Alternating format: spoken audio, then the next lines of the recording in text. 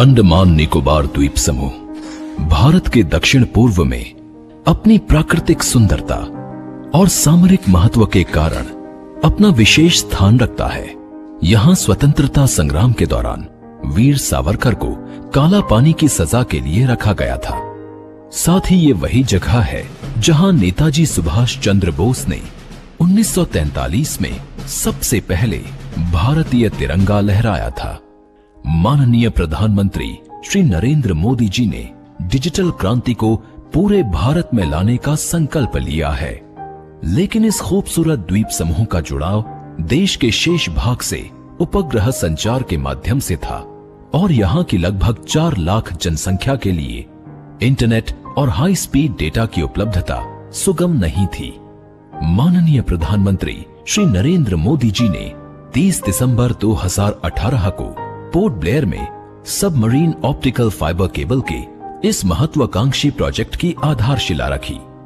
इस प्रोजेक्ट के तहत चेन्नई से अंडमान आइलैंड्स के बीच लगभग 2300 किलोमीटर अंडर सी सबमरीन ऑप्टिकल फाइबर केबल बिछाने का लक्ष्य रखा गया।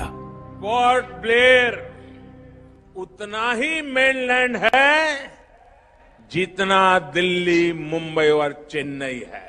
साथियों, औद्योगिक और टूरिज्म का विकास तब होता है जब कनेक्टिविटी अच्छी होती है। यहां की कनेक्टिविटी को मजबूत करने के लिए इस वर्ष फोन और इंटरनेट कनेक्टिविटी को भी बेहतर किया जा रहा है। चेन्नई से आ रही अंडर सी ऑप्टिक फाइबर केबल से अब पोर्ट ब्लेयर में उतना ही अच्छा इंटरनेट चलेगा जितना कि दिल्ली या चेन्नई में चलता है। अब बारी थी इस चुनौतीपूर्ण कार्य को करने की और बीएसएनएल ने युद्ध स्तर पर चेन्नई और पोर्ट ब्लेयर के दोनों छोरों से समुद्री केबल बिछाने का कार्य शुरू किया। अंडमान निकोबार के 8 द्वीप समूहों पोर्ट ब्लेयर, स्वराज द्वीप, little Andaman, car Nicobar, Kamorta, great Nicobar, long island और रंगत को जोड़ने के लिए समुद्री केबल के लिए विशेष केबल लैंडिंग स्टेशन बनाए गए और देखते ही देखते 1224 करोड़ का ये प्रोजेक्ट योजनाबद्ध तरीके से पूरा कर लिया गया।